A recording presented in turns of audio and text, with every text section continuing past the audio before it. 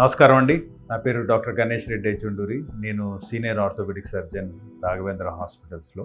ఈరోజు మనము ఒక ముఖ్యమైన ప్రశ్న గురించి మాట్లాడుకుందాం. చాలామందికి ఒక ప్రశ్న ఉంటుంది. మనము ఎక్కువ దూరం కనుక నడిస్తే మన మోకాళ్ళు తొందరగా అరిగిపోతాయా అన్నది ప్రశ్న. ఈ ప్రశ్నని మనము పరిశీలించి దానికి ఎంత బాగా దానికి సమాధానం చెప్పగలమో ప్రయత్నిద్దాం. ఇది అంటే అడగడానికి చాలా చిన్న ప్రశ్న, కానీ దానికి సమాధానం చెప్పడం కొంచెం కష్టం. అదెందుకో మనం ఇప్పుడు చూద్దాం. అయితే నేను మీకు ప్రశ్నకి సమాధానం చెప్పే ముందు మనకి మోకాలు ఎలా ఉంటుందో ఒకసారి చూసుకుందాం.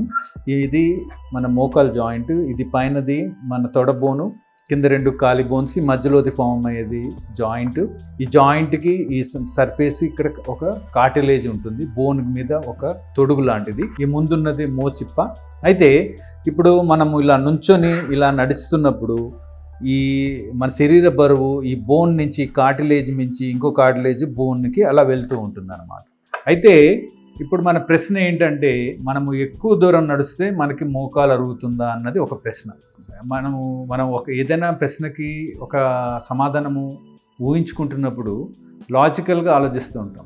అయితే ఇలా ఎందుకంటున్నానంటే, మీరు ఒక కారు టైర్ కానీ ఒక బైక్ టైర్ కానీ దానికి స్టీల్ రిమ్కి ఉన్న రబ్బరు కొత్తగా కొన్నప్పుడు దానికి చాలా లావుగా ఉంటుంది, దాని మీద గ్రూవ్స్ ఉంటాయి. అది రోడ్డు మీద నడుస్తున్నప్పుడు over a period of time ఆ రబ్బర్కి ఆ రోడ్డుకి ఉన్న ఫ్రిక్షన్ మూలంగా కొంచెం సర్ఫేస్ అన్నది లాస్ అవుతూ ఉంటుంది.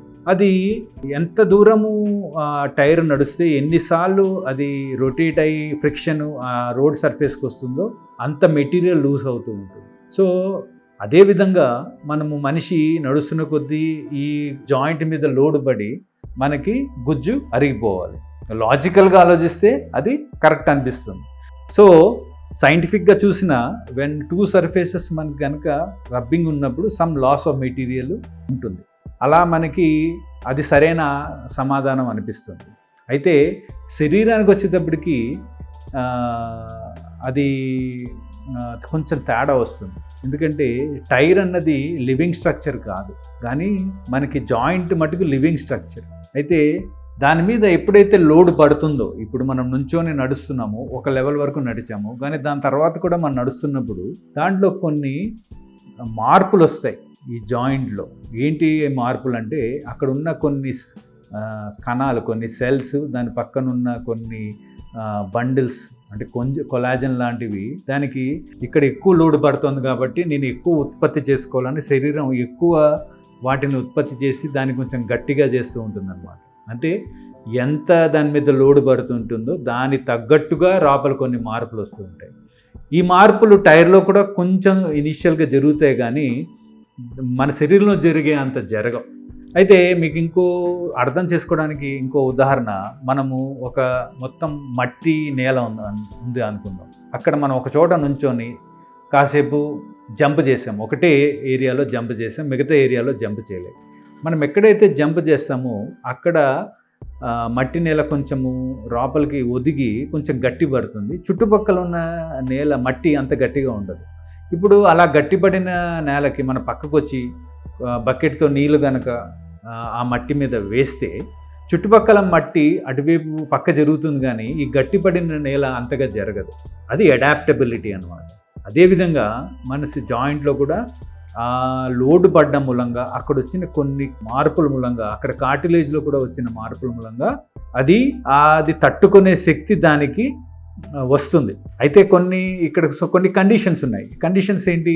ఒక్కసారిగా చేసేస్తే అది తట్టుకోవద్దు, కానీ గ్రాడ్యువల్గా లోడ్ పడి దానికి sufficient time to make these changes ఉన్నప్పుడే దాని ఈ మార్పు సాధించడానికి అవకాశం ఉంటుంది. ఏదో పైనుంచి ఒక్కసారిగా దూకేస్తే చాలా సడన్ లోడ్ పడుతుంది, అప్పుడు వేరే మార్పులు వస్తాయి. సో మనం చెప్పేది గ్రాడ్యువల్గా పడే లోడ్ గురించి. అలా వచ్చినప్పుడు కొన్ని మార్పులు వస్తాయి. అయితే స్టిల్ మన ప్రశ్న మనకు ఉంది కదా, మనం ఎక్కువ దూరం నడిస్తే మనకి తొందరగా మోకాళ్ళు అరిగిపోతాయా అని.